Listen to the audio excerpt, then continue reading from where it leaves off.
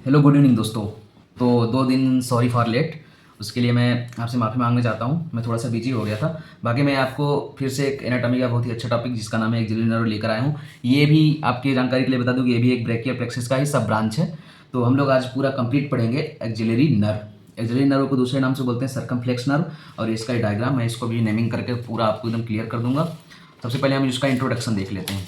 इसका इंट्रोडक्शन अगर देखा जाए तो इसको क्या बोलते हैं गाइस, इसको बोलते हैं circumflex nerve, also called as circumflex nerve. और किसको सप्लाई देता है? डेल्टॉइड मसल्स को। किसको सप्लाई देता है? डेल्टॉइड मसल्स को, जो आर्म में पाई जाती है।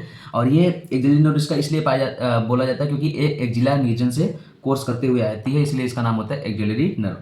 उसके बाद ये होता है smaller terminal branch of posterior card of brachial plexus. Brachial plexus में 3 कॉर्ड थे, मिडिल कॉर्ड, पोस्टीरियर कॉर्ड और लेटरल कॉर्ड। उसका जो पोस्टीरियर कॉर्ड है उसका एक टर्मिनल ब्रांच है। ब्रैकियल प्लेक्सस का जो पोस्टीरियर कॉर्ड होता है उसका टर्मिनल ब्रांच होता है, स्मॉल होता है, इसलिए स्मॉलर लगा है।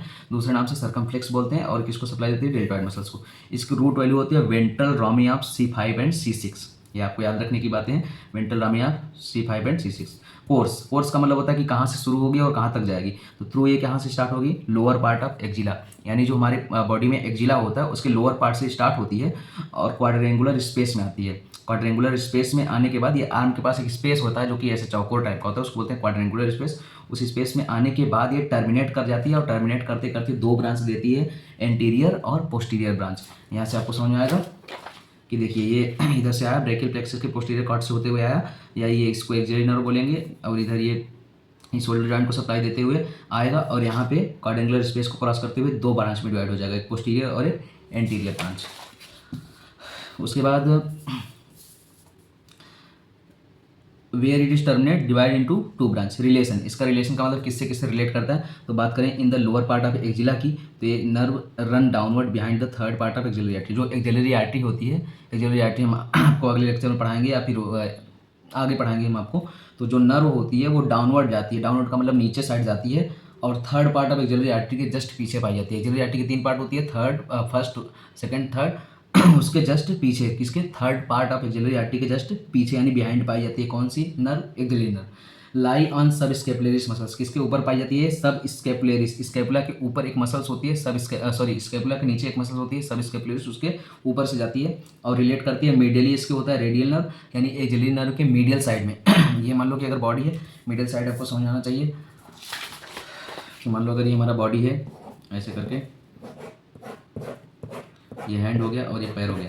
तो बॉडी से अगर इधर जाएंगे तो ये लेटरल साइड हो जाएगा और इधर आएंगे तो ये मीडियल साइड। तो ये अंदर की ओर, अगर यहाँ पे एक्सिलरी नर्व पाया जा रहा है तो इसके इधर साइड जो है वो रेडियल नर्व है। क्या है गाइस? Radial nerve. तो बात करेंगे मेडियल का मतलब रेडियल नर्व, और लेटरली है कोरैकोब्रैकियालिस मसल्स। कौन सी मसल्स होती है लेटरल में?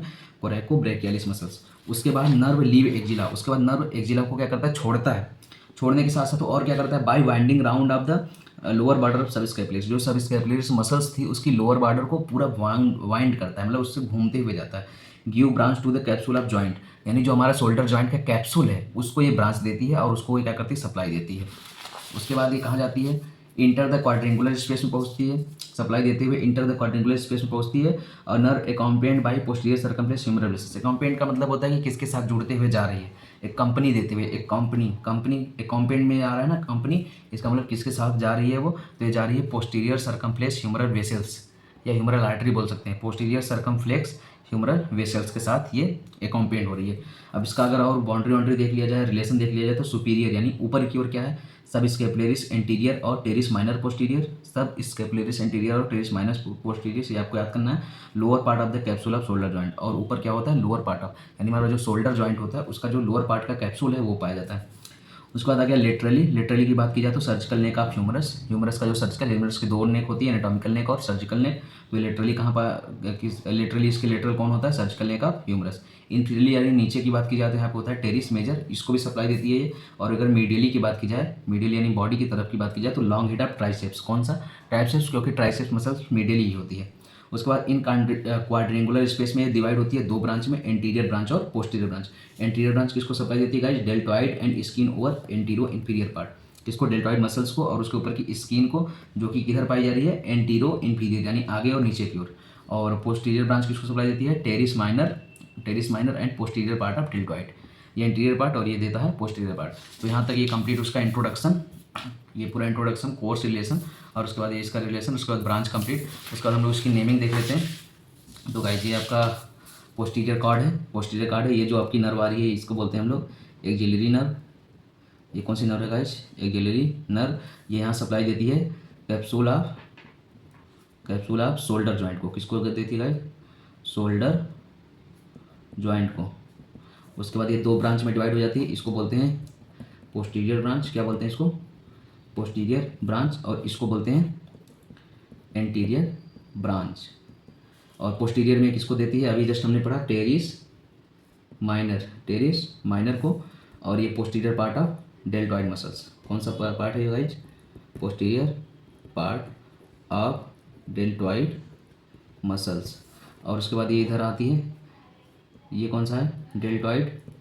Deltoid muscles and skin over antero inferior part. तो ये पूरी इसका वो कोर्स इसका जो ब्रांच सब मैंने लिख दिया अच्छे से। ये पूरा आपका एक्सिलरी नर्व या सर्कमफ्लेक्स का डायग्राम है। आपको पहले डायग्राम बनाना है। इसकी रूट वैल्यू कितनी थी? C5 C6।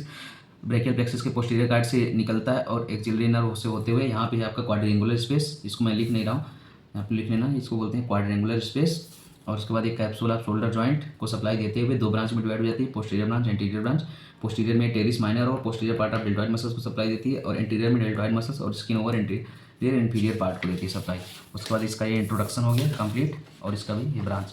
तो अगर आपको यूनिवर्सिटी में लिखना है तो आपको सबसे पहले आपको क्या बनाना पड़ेगा? फिगर। आप फिगर का स्क्रीनशॉट ले सकते हैं कंप्लीटली। बाकी पूरे मेरे नोट्स इंस्टाग्राम और फेसबुक पे, जिसका लिंक आप मैं डिस्क्रिप्शन बॉक्स में दे दूंगा, आप वहाँ से जाके डायरेक्टली HD में नोट्स प्राप्त कर सकते हैं। उसके बाद यहाँ से आप इंट्रोडक्शन कंप्लीट स्क्रीनशॉट ले लीजिए, नहीं तो नोट्स प्राप्त करना तो मैं लिंक तो दे ही दूंगा। और उसके बाद ये इसका आगे का पार्ट ये यहाँ से अपना खत्म हुआ एक्सिलरी नर्व। बहुत ही अच्छा टॉपिक है ये, और ये 5 नंबर में यूनिवर्सिटी एग्जाम में पूछता है, और बहुत ही इंपॉर्टेंट टॉपिक माना जाता है इसको, क्योंकि ये आए दिन हर साल लगभग एग्जाम में पूछता रहता है।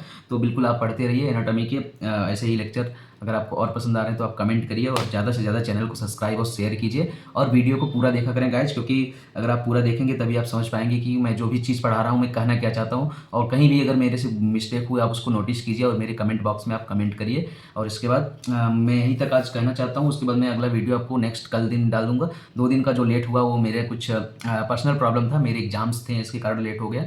उसके लिए मैं सॉरी बोलना चाहता हूँ आपसे। बाकी आप खुश रहिए, मस्त रहिए, जीवन में व्यस्त रहिए और पढ़ते रहिए। Thank you guys.